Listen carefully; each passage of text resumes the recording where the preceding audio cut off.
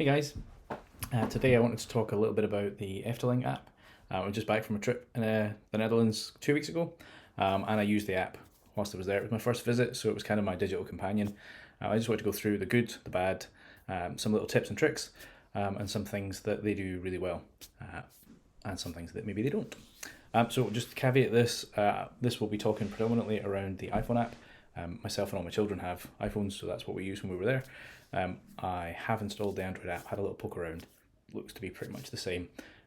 Also, piece of software, so this is relevant from January 2023. Some features may be added, removed, or changed when you use this, but hopefully this gives you a rough idea of what the app does and how to use it, and its strengths and weaknesses.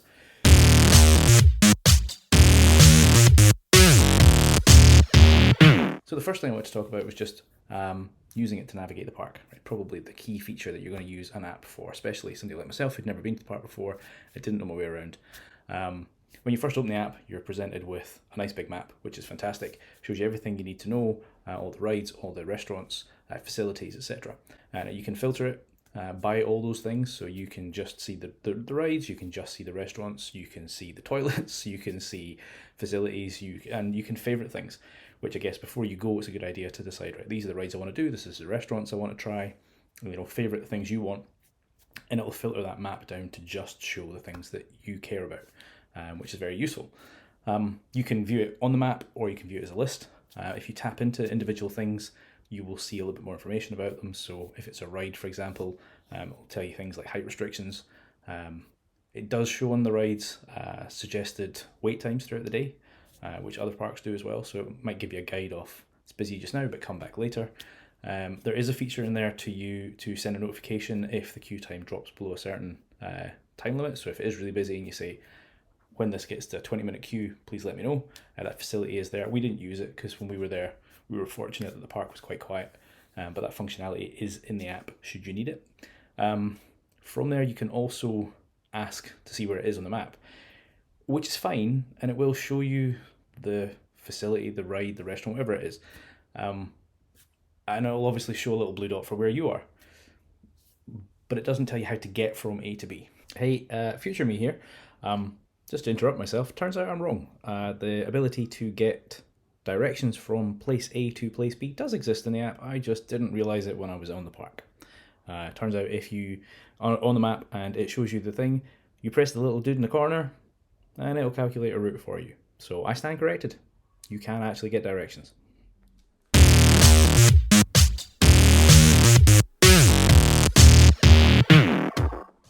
Next thing I want to talk about is the sort of restaurant offering and the online ordering. So within here, as I mentioned already, you can see the restaurants that are on site, the ones that are in the hotels and the ones that are in the park. In most cases, it's simply just here's where it is and roughly what they sell and all that kind of good stuff. There are two exceptions. There are some that you can make reservations. So we used the one that's near the entrance at the Ravelin, I think it is, next to that. We booked a table there, so obviously you can just go in, loads of website. You can then tell how many people, what time, all that sort of good stuff, and get a slot. So that's one option. There are a couple of others that do mobile ordering. So these are the sort of quick serve places.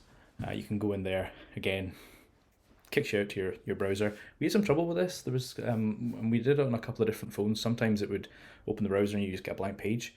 I don't know if we were kind of just unlucky or signal issues, but we did have a few problems with that. But once you get into it, it's fairly straightforward. It's just typical ordering, pick what you want, pay with your card, Apple Pay, Google Pay, whatever it is, and then you get an order number, go up to the hatch, collect your item. So from a food offerings point of view, it has the full spectrum. It tells you everything about the restaurants, allows you to order some stuff, and allows you to book some other things.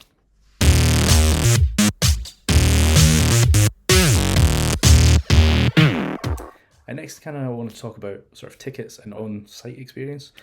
So I don't know if this is just because we stayed in park. I think this is for everybody. But all of our tickets to get into the park were in the app. So obviously when we get to the gate, we just had to show our phone, swipe through the cards because I was there with my children, and they could just scan that and get in, which is great. But the one thing that I think they do really, really well is the on-ride photography. So I love getting the photos when I'm on a park. silly faces, all that kind of good stuff. Have a bit of a laugh. But the way they do it is really good because, and I don't know if this has been added during the pandemic or if this has always been there, but they've effectively got this self-service contactless approach. When you're on site, you come off the ride, you go into the app, there's a selection for the rides you pick. I've just done Vogel Rock, for example, and then you look up at the screens and they've obviously all got the numbers, as every park has, punch your number in and it's added to your account, right? Really simple. You don't have to stand in a queue. Perfect if it's a busy day. You don't have to go to speak to anybody. And the thing that's really good about this is that you can do this before you've paid, right? So if you're not sure if you want to get the photo pass for the day or for the 2 days, you can go around the park and you can add all your photos throughout the day. Now, you can't view them and download them until you've paid, but you've got them, right? So you could just wander around the park, add all your photos, and at the end of the day, if you've only got 2 photos, you might decide this isn't worth buying the ticket. But if you have got a lot of photos or the specific ones you really want, you've got them. You don't have to remember what was that. It stores them all there for you, so you can make a decision later whether you want to actually purchase them, which I thought was really good. You can obviously then go through and browse them. I've been home for 2 weeks; they're still sitting there. I don't know how long they sit in the app, but I have downloaded them all. It's just really, really convenient. So I really like that part of the app.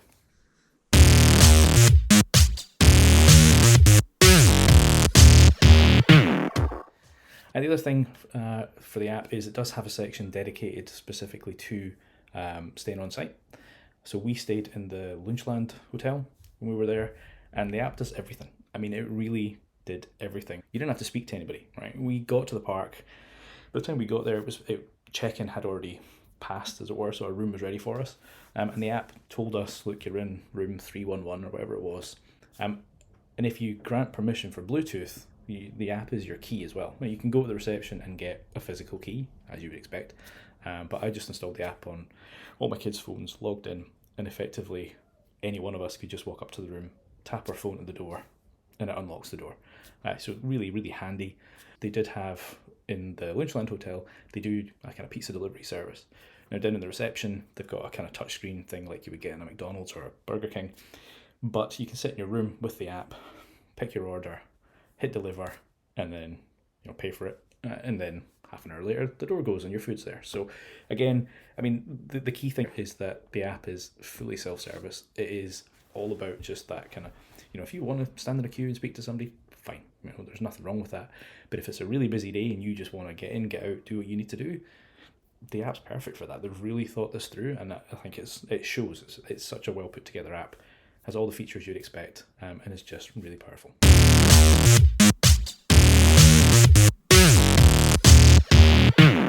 There's a few other things the app does as well. A couple of little surprises.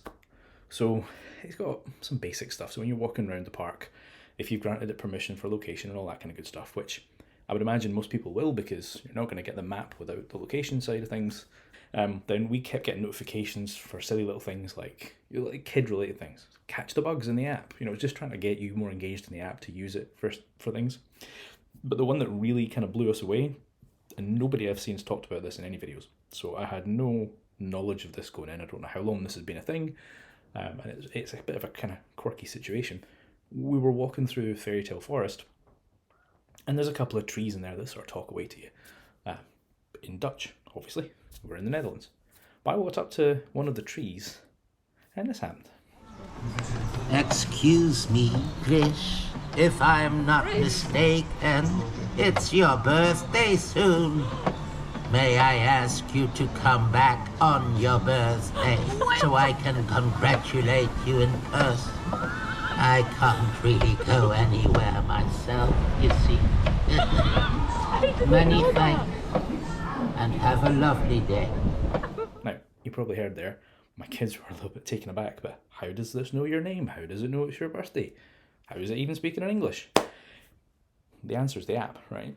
There was effectively, now in my case, there was 5 of us logged in, but there was a mobile device with my account that knows my date of birth, knows that I speak English, knows where I am because of location services and Bluetooth, and recognised I was close to this tree. When you break it down like that, it doesn't sound so magical, but the way they put it together and the fact that it was unexpected, it was such a nice touch, and it genuinely blew all of us away we're just amazed. You know, it's a thoughtful kind of thing, and I think that ties into the park. They do go for this experience. It's all about the theme and it's all about the experience, and I think they've done a cracking job. I really do.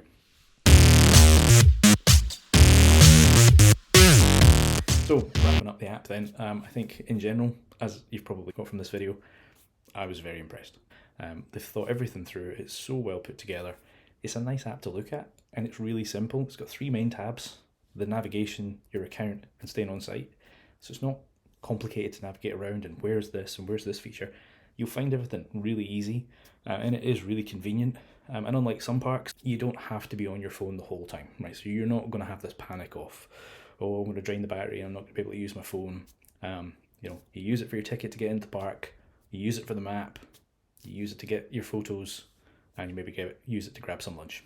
But when you need it, it does what you need very quickly and efficiently. It's just nice to use. So I think, all in all, I think Efteling's done a fantastic job with the app. Definitely a good companion, especially if you're new to the park, but even if you're not, a lot of these features will be very useful to a lot of people. So yeah. Anyway guys, that's all I want to say today, so thanks for watching, and if you want to check out the vlog, it's over there. Maybe it's over here. It's on the screen now.